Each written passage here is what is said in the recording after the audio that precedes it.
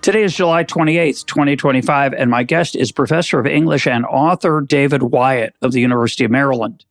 He teaches and writes about 20th century American literature, including Ernest Hemingway. Our topic for today is Hemingway's novel, For Whom the Bell Tolls. David, welcome to EconTalk. Thanks for having me, Russ. Happy to be here. I want to let listeners know that there will be some spoilers, so if you want to enjoy the book without those, please read it before you listen to this episode. Now, the novel's set in the Spanish Civil War, which isn't even 100 years old, but is probably forgotten by many. Give us a thumbnail sketch of the war. What was it about, and what was Hemingway's involvement? You can see the Spanish Civil War as a run-up to World War II, a proxy war in which various countries took sides in the initial fight between fascism and democracy.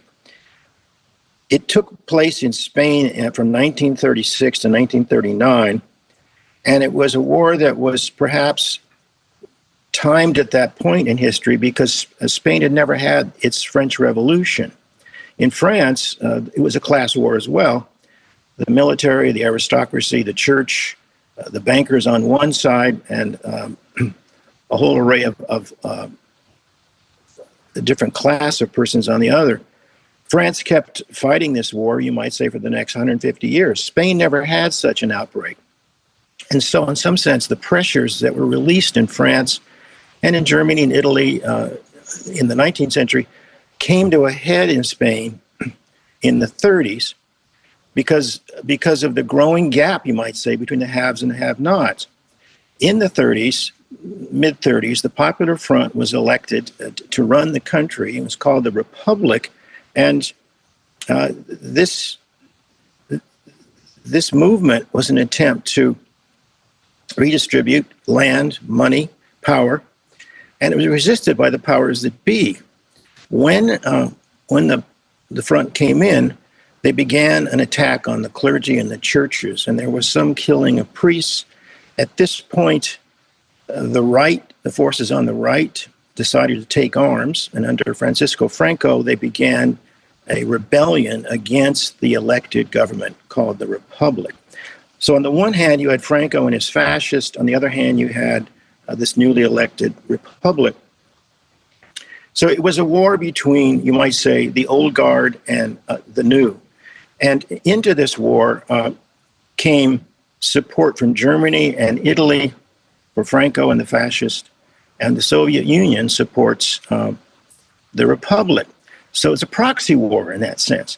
And what happens is that the support from the fascists is much more effective than it is from the Soviet Union. There's also an American contingent, about 300 or 3,000 American soldiers, volunteers, formed the Abraham Lincoln Brigade. And Robert Jordan, the protagonist of Whom the Bell Tolls, is a kind of member of that brigade. These Americans fought for the Republic.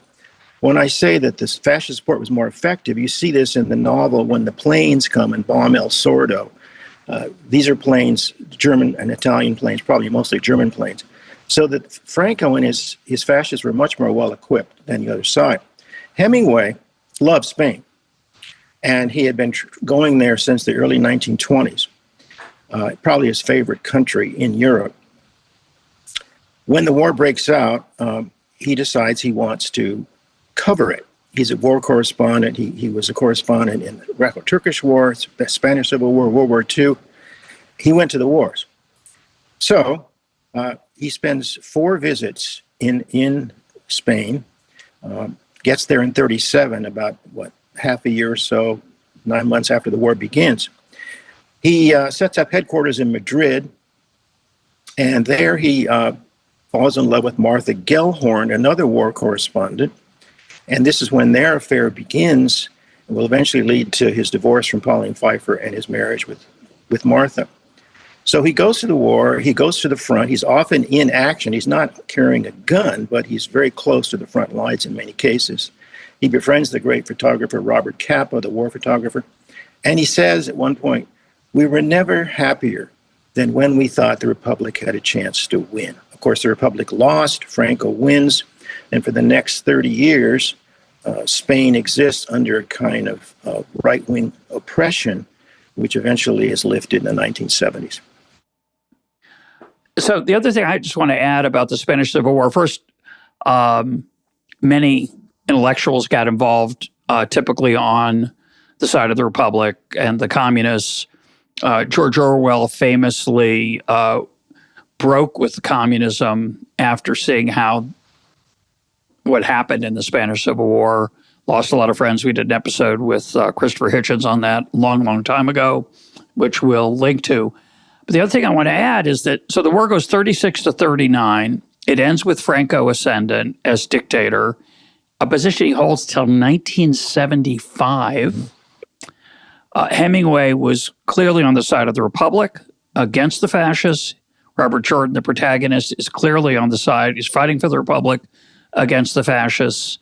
And the book is banned in Spain until 1968, which is really amazing. And then the other thing I just want to add is this was a very brutal conflict. I read, I suppose it's accurate, 200,000 people died. There was bombing of civilians, which was, as you suggested, another prelude to the tragedy of World War II's, bombing of civilians in London and Japan and Germany, and it's a brutal, brutal thing.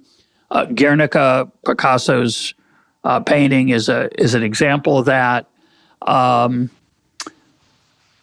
When does Hemingway? So the war goes 36 to 39. When does Hemingway write this book, and when does it come out, and how is it received? He begins writing it in late 38, early 39, and he spends about 9 or 10 months writing it. It's published in 1940. It's very well received, and a movie with Gary Cooper and Ingrid Bergman is made fairly quickly thereafter. Many of Hemingway's books were made into films. So you might say it's percolating inside of him during the 4 visits he makes to Spain, and he finally decides to sit down and write what became his longest novel. Yeah, it's for those of you who haven't read, this is fiction, obviously, but those of you who have not read Hemingway's wartime correspondence, I recommend it. There's a collection of that from his writing on World War II that is really quite extraordinary, and clearly he was up close to many wartime battles and situations. Now, I mentioned that Orwell soured on communism after his experience in Spain. Hemingway, my understanding is he was criticized both by the left and the right for this book. The left felt it wasn't pro-Republic enough. The right obviously didn't like it. I mentioned it was banned in Spain. Did he ever comment or write after the war, beyond this publication of this book, about and reflect back on the Spanish Civil War? I'm not sure I can answer that question fully. I don't recall any such comment. I would say this about your point, which is that in this novel, clearly Robert Jordan has taken a side. He's very passionate about his support of the Republic, but in Hemingway's treatment of the enemy, of the other, particularly Lieutenant Berendo, who ends up riding into the sights of Robert's rifle on the last page of the book, he gives that character, who is an enemy figure, an inner life, a kind of dignity, and a kind of respect, so that in a strange way, this book avoids a kind of ideological side-taking. It shows a lot of the flaws in the strategy of being promoted by his own side. At one point, Robert tries to call off the entire blowing of the bridge. So he's quite honest about the deficiencies, you might say, in the side that Robert is supporting. And it's a novel, so it's not an ideological tract. And in that sense, he wants to give even the other side the dignity of at least having an inner life. Not that he ever agreed with the ultimate values or the triumph of the fascists, but as a novelist, it was important to him to not turn the enemy into cardboard figures. Hemingway, in this novel, I think, masters what I'd call the art of empathy, of feeling for and with almost every character that he presents. And it's part of the reason why I love the book so much is that it seems to me a much more full-hearted, generous, and affirmative book than anything he had previously written. And it's a fantastic observation that they're not cardboard figures. More than that, the characters on Robert Jordan's side, we don't hear much, almost nothing directly from the characters on the other side, the fascists. We do get their inner world a little bit, but from the Robert Jordan side, there's an immense amount of discomfort at killing, even though they're their enemy, because a lot of times they're seeing the faces of the men that they're killing. They understand that they do feel they're doing something they think they should be doing, and they respect that. And in varying amounts, and part of the power of the book is how differently different characters cope with that moral challenge. In varying amounts, they have guilt, shame, a feeling of a lost humanity in their execution of the job of wartime killing. And it's, I think, extraordinary. And you're right, they're all, even the most flawed characters, of which, Pablo is probably the most despicable, gets his day in court in the reader's mind and has a few redeeming moments, even though he's probably the least likable of the group. Two responses. One about the point about killing. Early on, Anselmo, the old man, he says, "I'm an old man who will live until I die," and eventually is killed near the end. Anselmo raises the issue of killing, and he asks a question early on of Robert, who forgives? Who forgives? Anselmo says, "Since we no longer have God." A pretty astonishing thing for a Spanish, not peasant exactly, but working man to say. And the novel takes up the whole issue of forgiveness, or what I would call self-forgiveness. That is, how do you live with the things you have done for which you might need to seek forgiveness, killing among them. But there are lots of other sins, if you will, that Robert and others contemplate in their own lives. Pablo, as you mentioned, Pablo is the great figure of change. I think this novel is about whether or not people can change or grow or learn. It's a novel of education, and that's one of the words Robert applies to himself. He says, "I was learning very fast near the end." Pablo gets 3 chances, not just 2. He gets 3 chances. Times he betrays the band. He finally comes back, and when he finally comes back, he comes back with the detonators and with some more men, so he helps out a bit at the end, and he fights well at the end, although he loses all of his men. So through Pablo, I think Hemingway is exploring the whole issue of change, and in Pablo's case, he doesn't change, he vacillates. Change for Hemingway is when you turn against the self you have been, and you learn, you're educated, to live differently. And this is what Robert undergoes in this book, and he undergoes it because, unlike any other character in the earlier novels, he is given a past. Hemingway gives him memory. He gives him memory. True.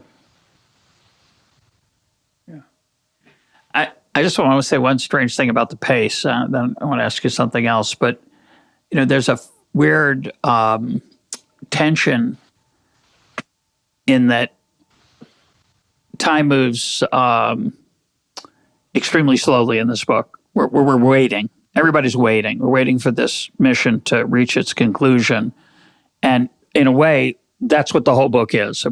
In a minute, we'll talk about why it's so much more than that. But on the surface, it's just a bunch of people waiting around to do something they think they have to do. They know it's dangerous. They think it's important. It's not easy, and they get it done. So you can feel the clock kind of just ticking, ticking, ticking. And at the same time is speeding up tremendously. And as you gave one example, you talk about his feeling that he's learning very quickly. And I think that's, we think of life's lessons. I feel I'm a little bit wiser, perhaps, than I was 50 years ago when I first read this book. It was my second read. But as you get older, you start thinking, I understand some things I didn't understand before. And Robert Jordan's a young man, and he gets those lessons. And at the same time, he has this whirlwind romance with Maria that he expects might only last 3 days. He gets 3.5-ish days. And we'll come back and talk about that. But this, just on this issue of time, there's this weird rubbing your stomach and patting your head going on where time is incredibly slow. And when is this going to happen? And this mission to get the dispatch to General Goltz is just like interminable. And they're waiting.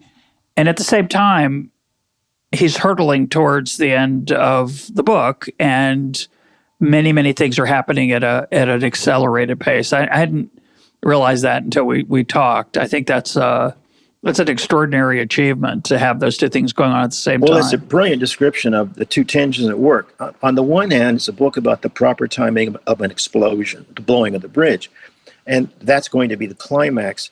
On the other hand, it's 470 pages. It's only 70 hours of time are covered. Yeah. So it's a very long book about a very short time. Hemingway's earlier novels have been fairly short books, or modest in length, about months or even years. So here he takes up the challenge of how to fill the time, which is for him an important step, because Frederick Henry had talked about killing time. I just want to be with Catherine. The rest of the time I was happy to kill. Jake Barnes in Sun Also Rises can't really enter time. He's been cut off from it, literally. So this is a book which immerses us in the moment, in very quotidian moments of eating stewed rabbit and mushrooms, of drinking absinthe, but especially the time in the book. There's the present, of course, the very intense present, and the waiting you talk about. But there's also these recursions into memory, into the personal past, into dreams, into stories, the great story that Pilar tells about the taking of the town, chapter 10. So in all kinds of ways, Hemingway has to find a strategy that will allow him to fill the time rather than to kill it. And for me, the most important examples of that are chapters 30 and 31, where Jordan remembers his father and his mother and his grandmother. And then the next chapter with Maria, their last night together, where she tells him her personal story. People are given a story, and we therefore learn what it is that they need to learn based upon what they have come out of.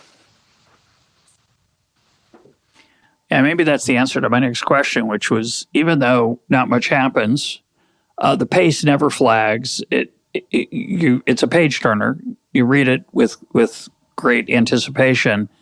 And how does Hemingway do that? Well, one way I guess he does it is with the flashbacks and the memories, which sort of slow down the pace of anticipation. Any other thoughts on that, on the pacing? Well, I think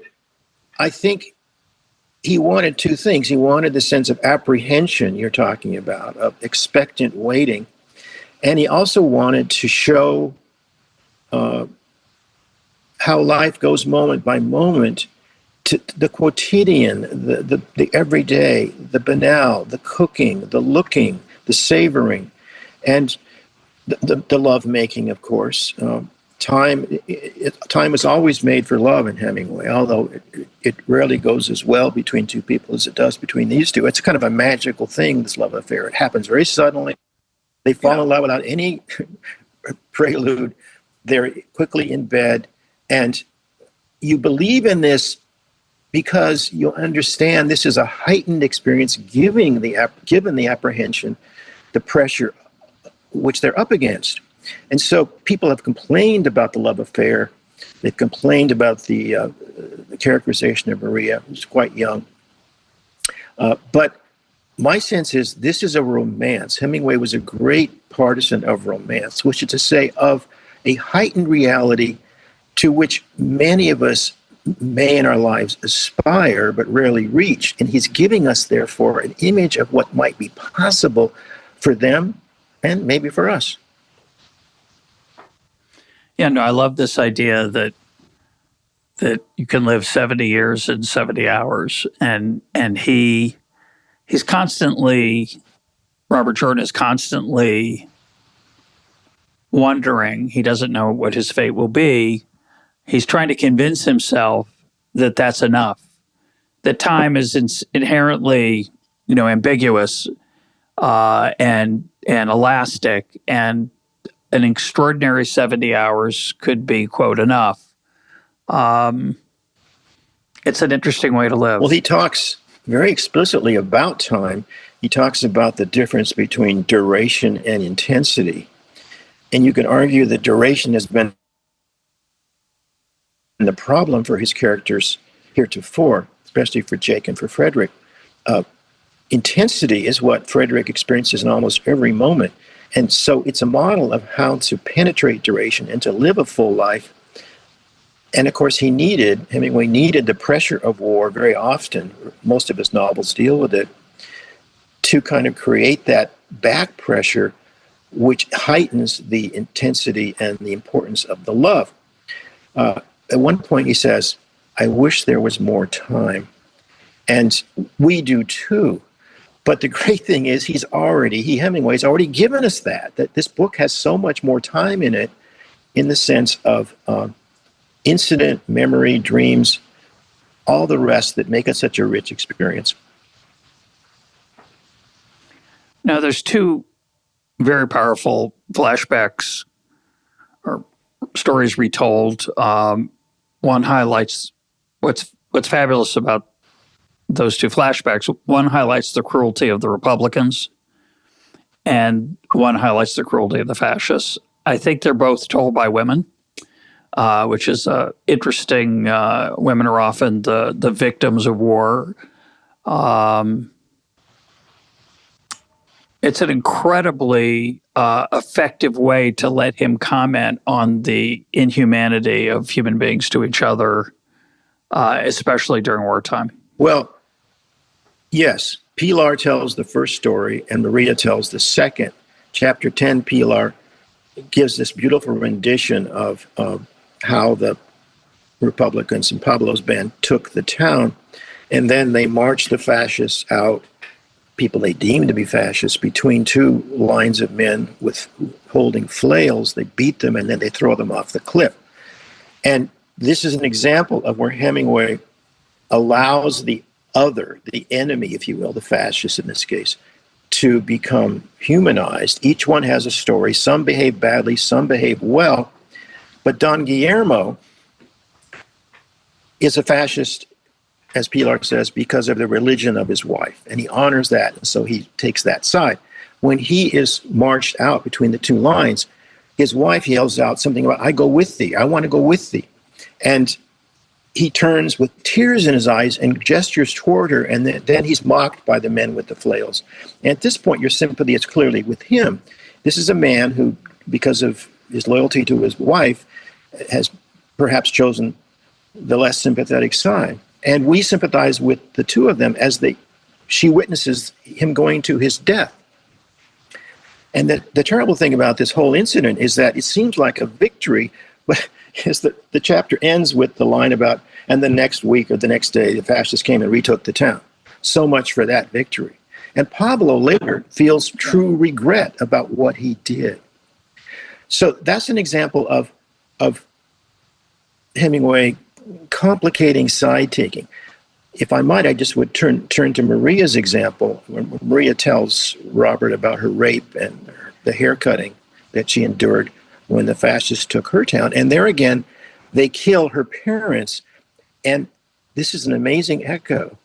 When Maria's mother sees her husband being dragged out and about to be shot, she yells out to him in the same way that Don Guillermo's wife had yelled out to him. So there's a parallel being drawn, and suddenly the differences between these two sides collapse in this moment, you might say, of filial or of marital loyalty. We'll get back, I hope, to Maria's story because I think it's a very important part of the book. But you're right. These are both stories told by women. Talk about Hemingway's interest in grace under pressure. It's a theme that runs throughout the book. It runs really throughout Hemingway's life. You talked about that a lot of his books take place during wartime. A lot of his life took place around danger. He's a war correspondent, World War II, as we mentioned. He, I think, drove an ambulance in World War I. Is that correct? Do I have that right? He's close to the conflict in the Spanish Civil War as a correspondent. He likes bullfights, and I think he ran with the bulls in Pamplona when he was younger. So he's very interested in grace under pressure, handling difficult situations with aplomb. One of the characters says, "Help me, O Lord, tomorrow to comport myself as a man should in his final hours." And it's very sad, actually. That line. I mean, it's a incredible line. It's a beautiful line, but reading the book, it's hard not to remember that Hemingway's final hours were he took his own life. Robert Jordan's father kills himself in For Whom the Bell Tolls, in the memory scene that you talk about, where he reminisces about his youth and his father and grandfather. Hemingway's father took his life. Hemingway takes his life, his own life. I mean, you could argue he wanted to make sure he could comport himself well as a man should in his final hours, and that was his way of doing it, given his situation. But talk about grace under pressure. It's a phrase that Hemingway deployed. I don't think he used it in one of his novels. I think it might have been in Death in the Afternoon, the bullfighting book. I'm not sure where the phrase, I can't locate where it arose, but it's become a real shibboleth in Hemingway studies. I both admire the ambition behind the phrase, but I also am aware that his characters often fail to achieve it, and he's interested in showing them failing at it. For instance, Francis Macomber runs from the lion in The Short Happy Life of Francis Macomber, and then is given a second chance to stand firm when the buffalo charges. That's a story about change. And acquiring grace because you've been publicly shamed. So there's often a failure to meet the standard that then allows a character to try again. Jordan's father, you mentioned, is a good example of the case. He shoots himself, and the gun is given to Robert Jordan, who rides up to this lake in Montana and tries to drop it into the lake. But as he holds the gun in front of himself before he drops it, he sees himself holding the gun, and that image is mirrored so that he's looking at himself as if he were trying to shoot himself. This is a rehearsal. This is a chance for the young Robert to rehearse for the moment in which he will have to contemplate taking his own life as well, which comes near the end when he's been wounded, he's in so much pain, he's not sure he can stand it. Should I do that business my father did or not? He asks himself. And he really seriously contemplates it. And he understands he may be driven to it by pain. It's not graceless, but it's awkward, it's embarrassing. He finally manages to compose himself. The pain somehow lessens. And earlier on, he talks about being embarrassed by his father and being embarrassed by the farewell at the train where his father weeps. So the father is a male figure who constantly falls short of this norm, and yet Robert finds himself forgiving him and also sees himself being tempted to imitate him. But finally, not so much through grace of his own, but simple bodily grace of the pain retiring, is allowed to remain alive until the end. And that's important. Robert does not die in this book. We know he's going to die. We also know from the beginning, because very early on, I think it's Pablo one of the characters in the cave says, if you are wounded in this thing of the bridge, would you be willing to be left behind? Let's utterly forecast what's going to happen. So we're told, virtually told right away what's going to happen. And we're back to this issue of waiting. We have to live with this apprehension for the entire book. So we know this. And Hemingway loves to predict his endings at the very start. And then we have to live with that pressure. Yeah. Sorry for the spoilers for those of you who haven't read the book yet, but it is foreshadowed in all kinds of ways. Pilar reads his poem. There's a really wonderful, extraordinary discourse between Robert Jordan and Pilar about mysticism. Mm-hmm. She believes in it. Robert Jordan, presumably speaking on Hemingway's behalf, does not. He does get an unfortunate data point in favor of her view, but he also does a pretty good job giving her argument its due and in a respectful way. I want to talk about the narrative voice in the book for a minute. So Hemingway's writing this in the late 30s, and by the way, I don't know if it's correct. I saw this on ChatGPT that the gap between when he submitted the manuscript and when the book came out was like 3 months. I thought, well, those are the days. It's really they kind of moved that along quickly. I know they had incentive to do so. It was the Spanish Civil War was front and center in people's minds then, but it was kind of extraordinary. But he's writing this in the late 30s. So he's writing this after Ulysses by Joyce. He's writing it after The Sound and the Fury and Faulkner's work. He's writing it after Virginia Woolf. And he is famous stylistically for short, clipped sentences. And yet, reading this after 50 years from the first time I read it, I was shocked at how much stream of consciousness there is, something closer to the style of a Faulkner or a Joyce, not the same level of intensity, of course. But what it does in my reading, and I want your take, I saw that in the Kindle version, by the way, it gives you the first few pages of the original manuscript, which is written in first person. Yeah. And he crosses out the I and he puts he.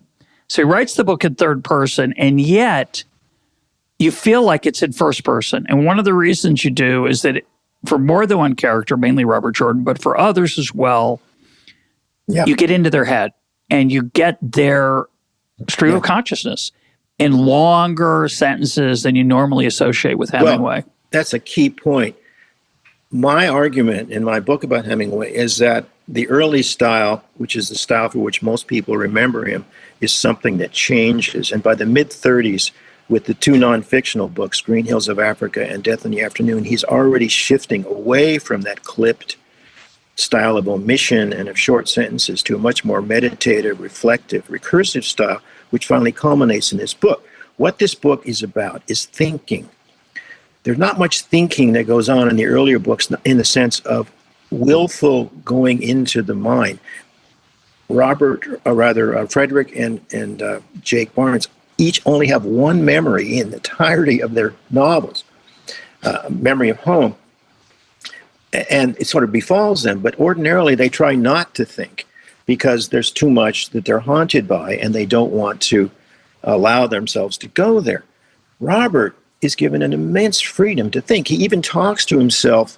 He talks to himself in the second person, in the third person. He's fully allowed an inner life. Hemingway calls thinking mental conversation.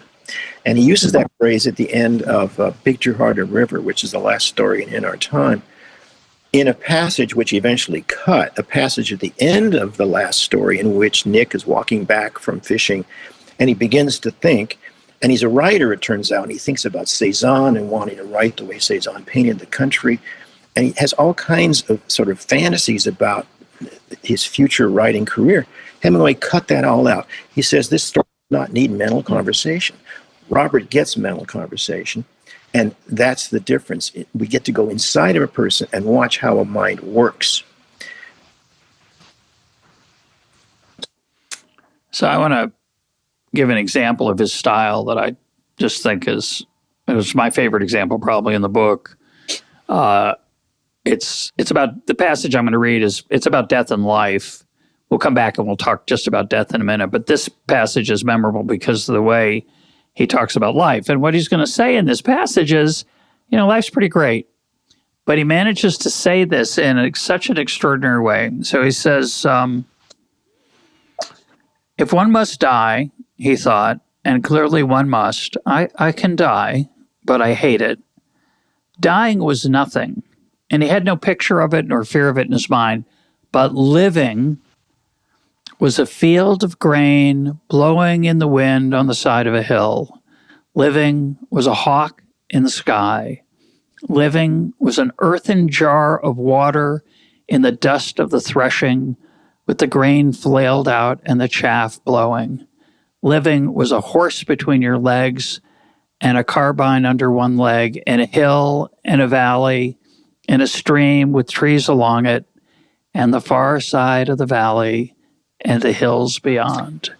Well, I am so glad great. you chose that, because I was thinking of reading it myself today. That's El Sordo. That's El Sordo thinking about the fact that he's going to be bombed to death. And he too is given this extraordinary passage. And look at those sentences. They each begin with the gerund living. That's the repetition for which Hemingway is so famous. But in this case, it's not a sense of being trapped in a sort of capturing pattern. It's a celebration of the Spanish earth. And this is a book it's certainly a book in which people die, but it is really a book about how to live. That's what Hemingway is finally coming to be able to show us. And there's so many instances in which there's a kind of sense of fullness of experience, even though it's shadowed by what we know is coming, because it's been announced from the beginning. We are given more time. Yeah, what's amazing, a couple things I didn't remember until you just mentioned it. I forgot this is El Sordo. So El Sordo is not a particularly romantic character, and yet he has given this meditation on life. It's not a statement. In a way, those things are not life. What do you mean the hills beyond? And what do you mean the earthen jar? It's an incredibly poetic passage that is what I would say a perfect example of show, don't tell. And it allows us to imagine a down-to-earth character like Sordo having a soul with a richness that could express itself this way, right? Yes. Living was a hawk in the sky. No, it's not. So what is he saying? And he's saying that our experience of the earth really is a vivid part of being alive. It's an unbelievable passage. It's pure poetry. Well, Hemingway loved landscape and writes about it as powerfully as anybody who ever lived. Yeah. And to situate yourself in a place and to take it in visually, orally, its taste, its smells. He's a great poet of sensation, Hemingway, and he loves food and drink. There are many wonderful meals concocted in this book. Yeah, it's true. And so, it's given to someone like El Sordo, who, as you say, is not a major character, but he's a compelling one, because he is up on the top of the hill, taking his stand. It's Berendo and his men who will eventually come and overrun the hill, and the plains have done their work for them.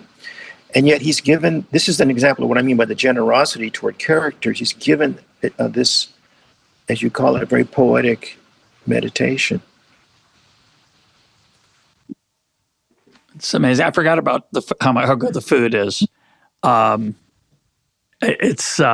They're eating a bunch of very primitive food and drink, but and there's some very nice conversations or descriptions of alcohol and the passage on absinthe, where he's. Do you have that? Here it is, on page 51. Go ahead. Robert Jordan pushed the cup toward him. It was a milky yellow now with the water, and he hoped the gypsy would not take more than a swallow. There was very little of it left. And he calls it a warming, idea-changing liquid alchemy. And then I guess this is not where he remembers Paris, but yes, he does. Yeah. Well, he go on and he remembers Paris. Yeah, the chestnut trees and all the rest. So this is... Where's that? Okay. Read that part.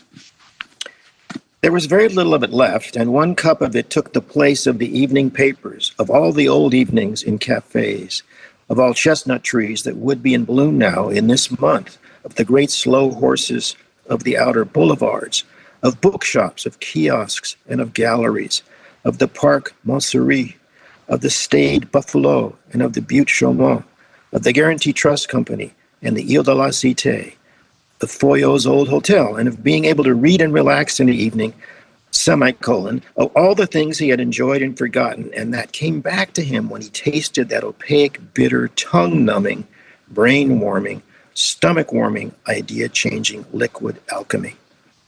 Now, that's an example of that kind of sentence you were talking about. It's almost a run-on sentence because the mind keeps associating and recalling and re-experiencing this catalog of memory.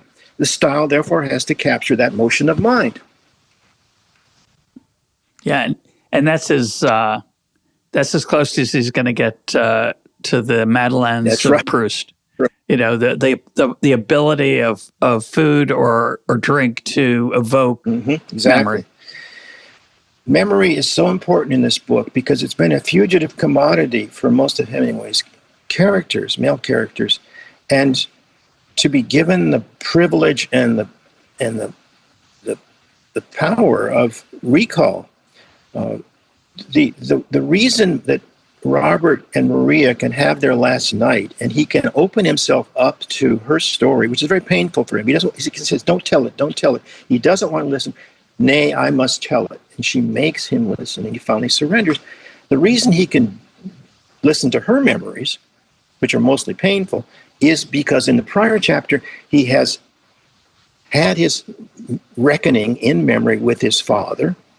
He has been embarrassed once again by all that went on between them, by how his father ended his life, and yet he's also forgiven him. So by having Robert go into that, you might say, unresolved past, which he, at least in imagination, now resolves, he can then turn to the woman he loves and allow her to bring up her memories. And then facing those, Beautiful. Part of what Hemingway's getting at is that in a mature love, the male character has to face the fact that the woman has a prior history. In this case, a sexual history, a terrible assault, and a trauma that she carries with her. And he, if he's going to really love her, has to be willing to listen, to take that in, and to not be derailed by the fact that she's had a prior life. Yeah. I want to shift gears and talk about what is kind of a strange interlude in the book. And I'm curious what you make of it. Robert tries to get a message to General Goltz. So he sends Andres to on what is kind of a tragicomic, madcap, bizarro mission. And it does serve, in a way, it serves to heighten the tension because it delays the inevitable moment when we have to see what happens to the bridge. But it also it's almost a digression. It's comic. There are numerous moments of comedy in this cross-country journey. It almost doesn't fit. And you could argue it could have been cut. Why do you think he kept it? And what was he trying to do there with that? It's a really good question. I was looking over those 4 chapters. There are 4 interpolated chapters that follow Andres as he tries to get through the lines to bring the message that Robert wants to send to his superiors. use the word digression, and that's exactly what it is. Hemingway is learning the art of digression, which is another way to extend the time. The last day, the sort of beginning of the assault on the bridge and all that happens subsequently, fills 70 pages. The last 70 pages of this book are given to this fairly brief interval. How to heighten the tension, as you suggest? Well, you interpolate for these 4 digressive chapters, through which we have to wait to get back to what it is we really are, at this point, most caring about. And I think it's again giving everybody more time. And you could argue that all the memories, all the great meals, the story that Pilar tells about the taking of the town, these are all digressions, in a sense, from the linear momentum of the assault on the bridge. The actual action in the story could be reduced to a short story. So the rest of the book is this filling out of Robert's experience, both his immediate, his past experience, and his future expectations, because the night with Maria, they talk about, we'll go to Madrid, we'll cut your hair, you'll look like Garbo. And it's a complete making believe. That's the phrase that Hemingway uses. They're both making believe, because at some level they both expect what's going to happen. And yet they're given this beautiful interval.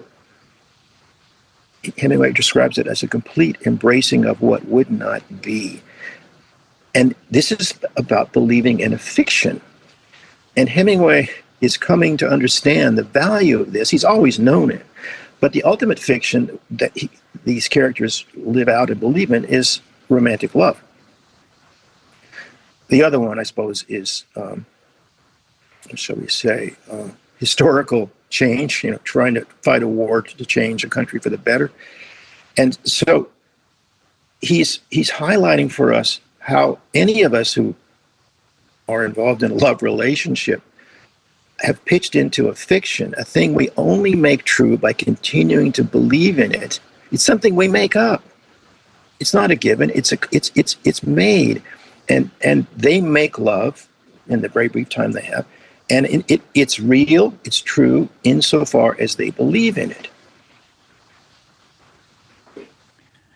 Yeah, and it's besides the events that are going to frustrate that imagined future, they're a weird mismatch. He's an English teacher from Western United States, and she's an uneducated teenager, perhaps, maybe. She's clearly much younger than he is. And we believe it anyway also. There's something really quite beautiful about it. It's not, I know he got criticized some for that romance being a little, as you suggested earlier, maybe a little implausible, but it didn't feel implausible to me. It was really quite beautiful.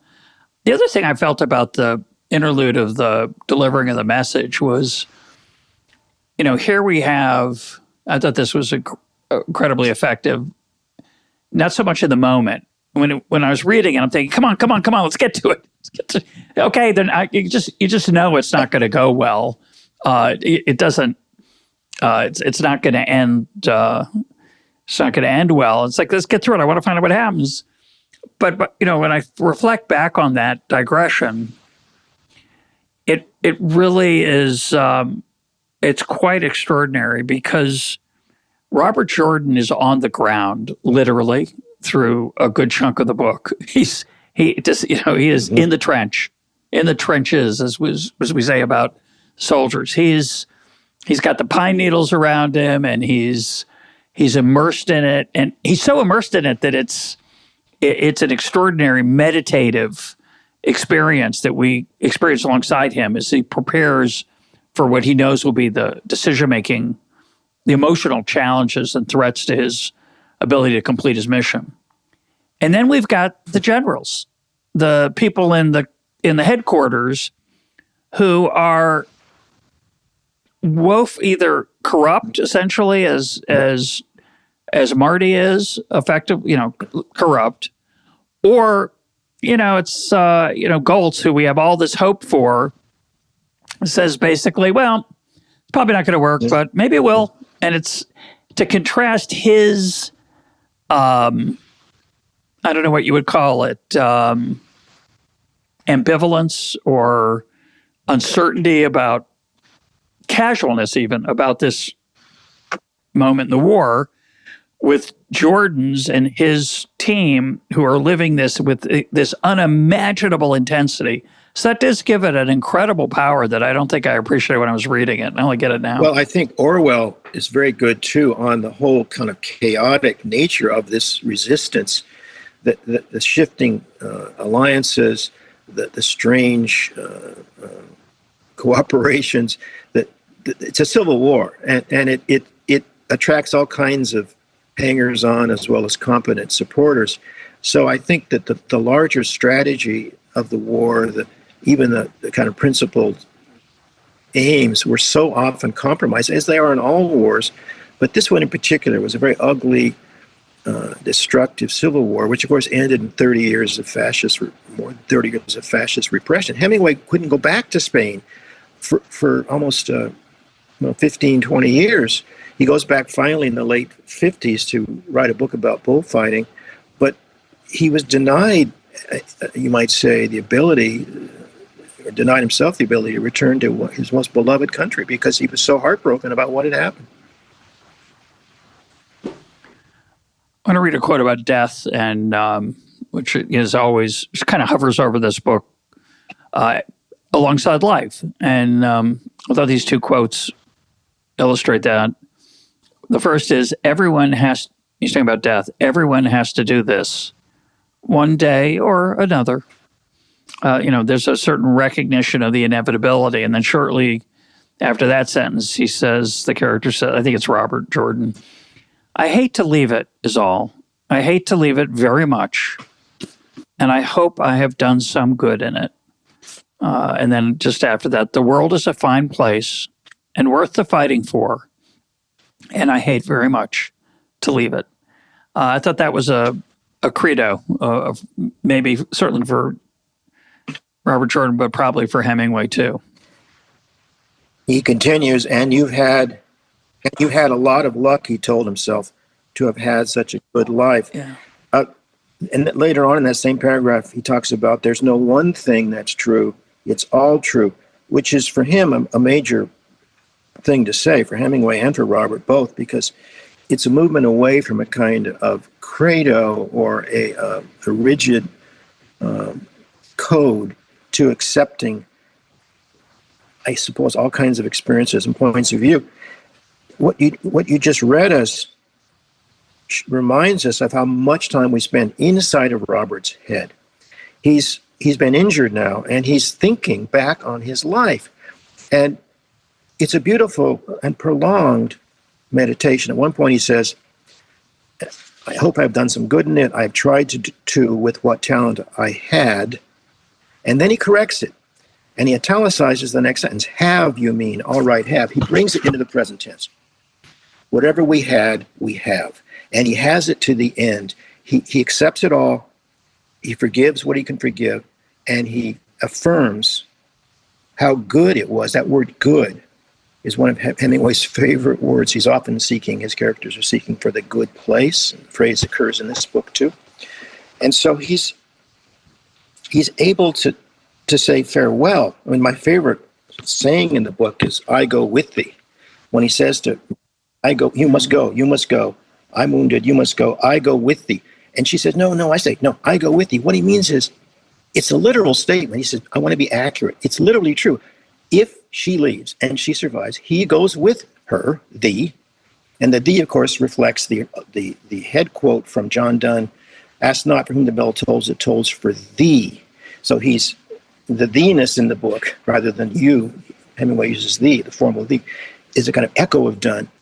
But it's a beautiful thing to say to somebody because it's true. People go with other people who survive them and remember and love them. And that's what Hemingway's affirming, is that kind of immortality. Yeah, it's beautiful. Amazing. You said this is I think you may have said this before we started taping, I don't remember, but you said this is your favorite novel of Hemingway's. Is it your favorite American novel? I would put it What else would be in the running if it's not, or if it's Sound close? and Fury, Beloved, The Grapes of Wrath, American Pastoral, Philip Roth. I guess, if you had to sort of reel off 5 titles, and Great Gatsby. So, yeah, those are books I teach and love, and there are many, many others, but those would come to mind pretty easily. It's, I forget the name of the book. I don't know where I read it, but I have a collection of Hemingway's nonfiction writing that includes the war correspondence I mentioned, but it also includes this extraordinary day he spends out on the water with a young aspiring writer who somehow manages to get Hemingway to take him along and to ask dumb questions. It could be a fictional character that he made up for this purpose, to let Hemingway opine on the art of writing. And he says 2 things in there I've never forgotten, even though it's been 50 years or so since I read them. I told David, I told you before we started taping that I read almost everything Hemingway wrote when I was young, but loved the short stories, but not so much the novels. And it's fun to come back and read the novels now. To read this one, which I loved the second time more than I did the first time. Maybe it's because I'm older and a little closer to death as a result of reading it at my age. But in that essay with the aspiring writer, the story he tells, there's 2 things I've never forgotten. One is stop writing when you know what's going to happen next, because it'll help you get started the next day. And that's a piece of advice I've taken to heart. It's very hard to follow, but it's fantastic advice. But the second thing he says in there, which is hilarious, and your list reminds me, he says to this kid, you have to read other writers because you have to know who you have to beat. Meaning, whose writing do you have to surpass? And of course, he was friends with Fitzgerald. And you could argue he surpassed Fitzgerald, but I wonder if he was happy with his career. I think about the following, and I want you to comment on it. He wins the Nobel Prize in 1954. When he was born in 1900, I think. So he's roughly 1899. Okay, so he's 50. He hasn't turned 54 yet, maybe 55 yet, when he wins the Nobel Prize. So he wins the Nobel Prize, and then in 1961, 7 years later, he kills himself in Ketchum, Idaho, with a shotgun. Nothing he does between 54 and 61 is very well received, and certainly posthumously is not well received. And I wonder, I'm not going to speculate on his personal psychology. I'm sure it's complicated, but I wonder how much despair he endured, how much bitterness he endured at the end of his life when he did not feel he was beating the competition. Well, he wasn't writing at the peak of his powers.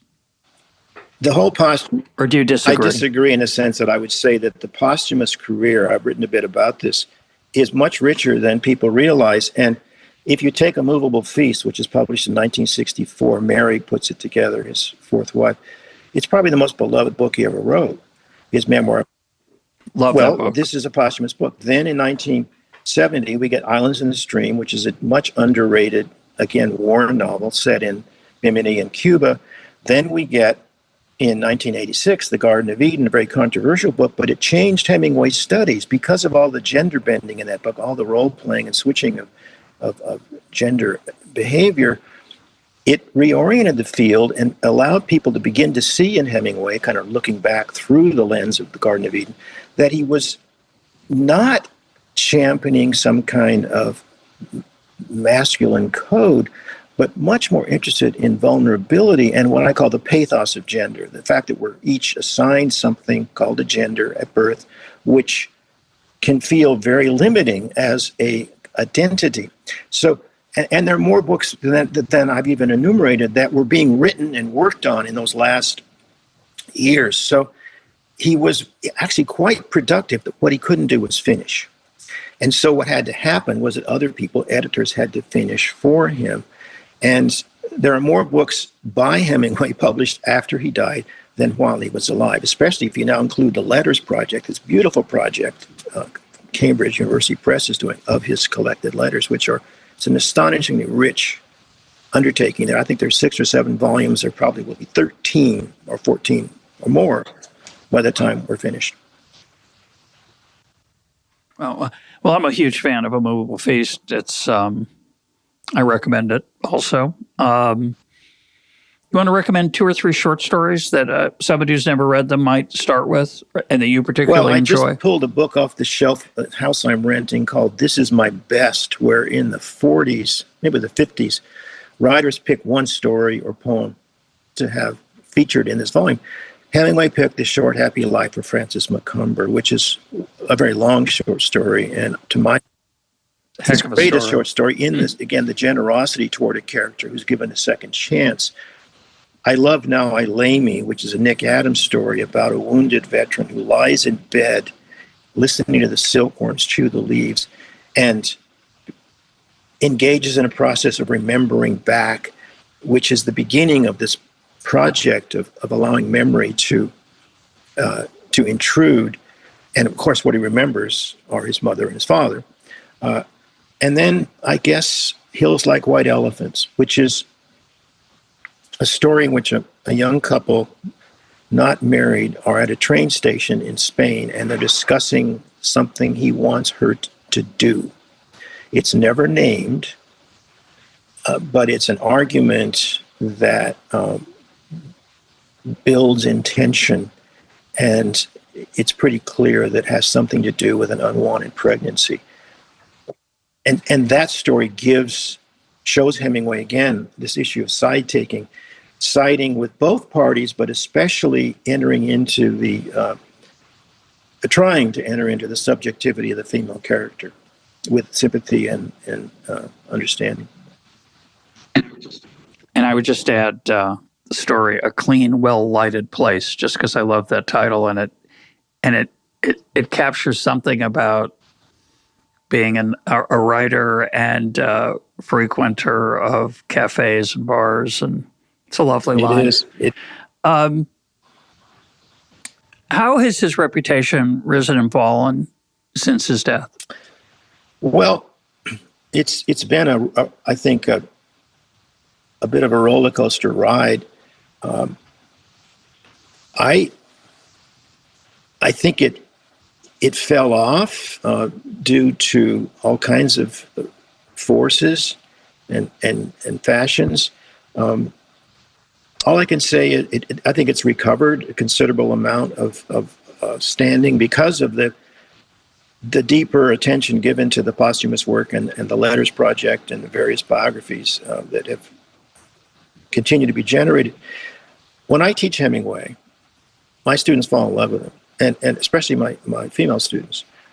They see a tenderness and a vulnerability that has been occluded by the myth of the Hemingway Code, which I think is a complete misconstrual of what he's really up to. And so if you give people a chance to be exposed to the full breadth of the career, they have the experience you've had in rereading From the Mill Tolls. They discover a man of deep feeling, of human compassion, and of careful attention to the things that make up what we call living a life. Living, to use El Sordo's word, living. That's his gift, is to make us feel that we're in it, that we're living it as we're reading it. Do you think he'll be read in 100 years? And if one of his books remains, will it be this one? I'm not sure it'll be this one. He will be read. I just read a biography of Tim O'Brien, the author of The Things They Carried, who is probably, that story, The Things They Carried, is the most anthologized, reprinted story, I think, written in the 20th century. Of course, it's a Vietnam War story. But O'Brien acknowledges more than once his debt to Hemingway. So writers survive because they are refigured by other writers. And Hemingway keeps being refigured as new talent arises, reads him, and is inspired by him. I have no fear for his survival as a major figure. And I just think it's a matter of surrendering to the reading experience, and you'll be carried away. My guest today has been David Wyatt. We've been talking about Ernest Hemingway's For Whom the Bell Tolls. David, thanks for being part of EconTalk. Thanks for having me.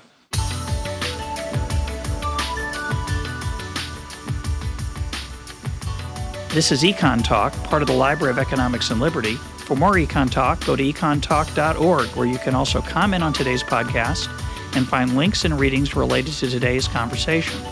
The sound engineer for EconTalk is Rich Goyette. I'm your host, Russ Roberts. Thanks for listening. Talk to you on Monday.